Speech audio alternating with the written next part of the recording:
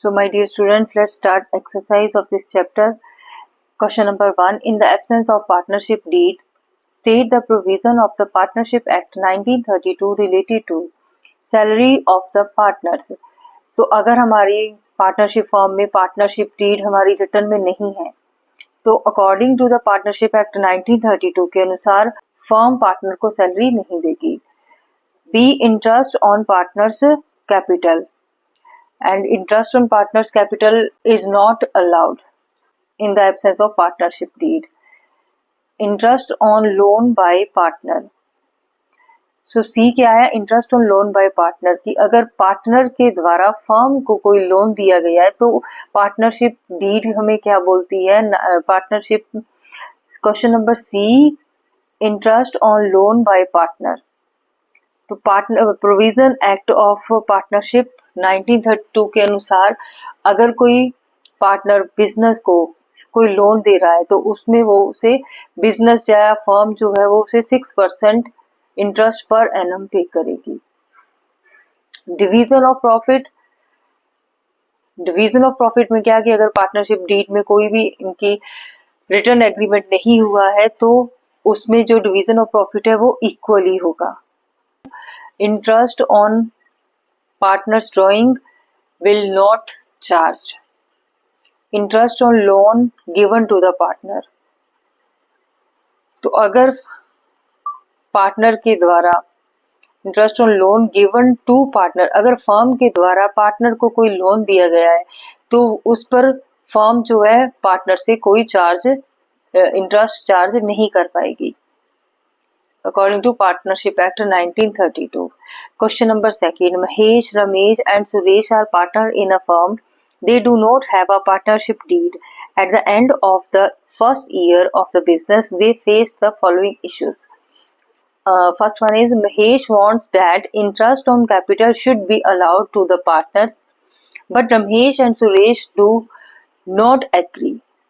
So, Partnership act 1932 के अनुसार बेटा कि अगर पार्टनर के अगर फर्म के जितने भी पार्टनर्स हैं उन सभी की सहमति जरूरी है. अगर वो सभी सहमत होगी तभी वो चीज लागू होगी बिजनेस में, अदरवाइज नहीं. जैसे कि इस क्वेश्चन में Mahesh want the interest on capital should be allowed to the partners. Mahesh जो है वो बोल रहा है कि जो पार्टनर्स हैं उनको इंटरेस्ट ऑन कैपिटल देना चाहिए, but Ramesh and Suresh do not agree. But जो अब इसके दो अदर पार्टनर हैं रमेश और सुरेश वो इस चीज से सहमत नहीं है. तो इसमें क्या आएगा? Mahesh claim is not accepted because Ramesh and Suresh did not agree. B is Ramesh wants that the partners should be allowed to draw salary but Mahesh and Suresh do not agree. अब इसमें जो रमेश है वो चाहता है कि पार्टनर्स को सैलरी देनी चाहिए बट महेश एंड सुरेश दोनों एग्री नहीं है. तो इस केस में भी जो रमेश का क्लेम है वो एक्सेप्ट नहीं किया जाएगा. Mahesh and Ramesh C part. Mahesh and Ramesh want that Suresh should pay interest on loan given to him by the firm but Suresh does not agree.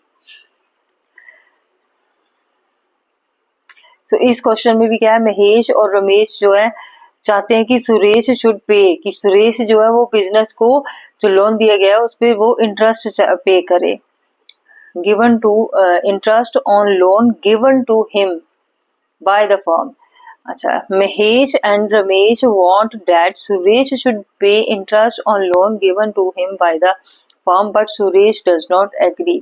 Ramesh और महेश चाहते हैं कि जो सुरेश को फर्म के द्वारा लोन दिया गया है उस पर वो इंटरेस्ट पे करे, बट सुरेश इस चीज से सहमत नहीं है. राइट. इस पूरे क्वेश्चन में 3 पार्टनर के बारे में बताया गया, महेश, रमेश एंड सुरेश. तो सी पार्ट में जो है महेश और रमेश चाहते हैं कि सुरेश को जो बिजनेस को ने फर्म ने लोन दिया उस पर वो इंटरेस्ट चार्ज करे, बट सुरेश वो देना नहीं चाहता. तो इस केस में क्या होगा? Mahesh and Ramesh claim is not accepted because Suresh will not pay interest in the absence of agreement. Right?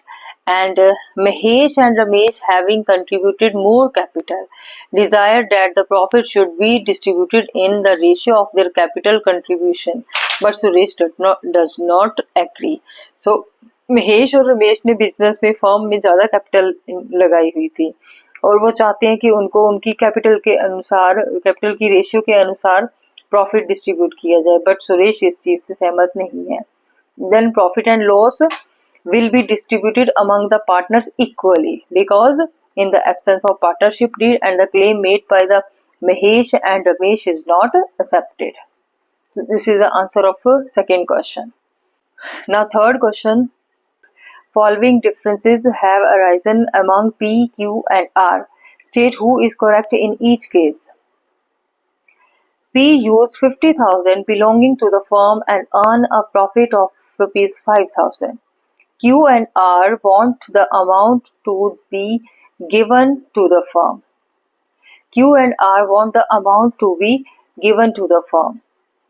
So क्या इस केस में P ने 50,000 यूज किया है जो फर्म का था और उससे अर्न किया profit and earn a profit 5,000 और 5,000 उसने प्रॉफिट अर्न किया है और Q और R चाहते हैं कि ये अमाउंट जो है वो फर्म को दी जाए. So P must pay 55,000 rupees to the firm. Q used 10,000 belonging to the firm and incurred a loss of 1,000. He wants the firm to bear the loss. अब देखो इस क्वेश्चन में क्या है कि Q ने 10,000 फर्म का यूज किया और उसे लॉस हो गया 1,000. अब वो चाहता है कि जो उसे लॉस हुआ है वो फर्म उससे पे करे. सो इस केस में क्या होगा कि जो Q है उसे बिजनेस का पैसा, फर्म का पैसा वापस करना पड़ेगा. Q must pay 10,000 rupees. C part. P and Q want to purchase goods from Star Limited. R does not agree. अब P और Q चाहते हैं कि वो गुड्स परचेज करे अपने फर्म के लिए स्टार लिमिटेड से, बट R इस चीज को लेके सहमत नहीं है.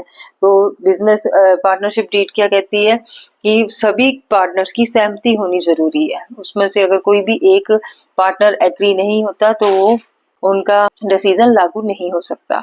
So goods may be bought from star limited. अब इस केस में दो की सहमति है बट R की सहमति नहीं है. Q and R want to admit W as partner. P does not agree.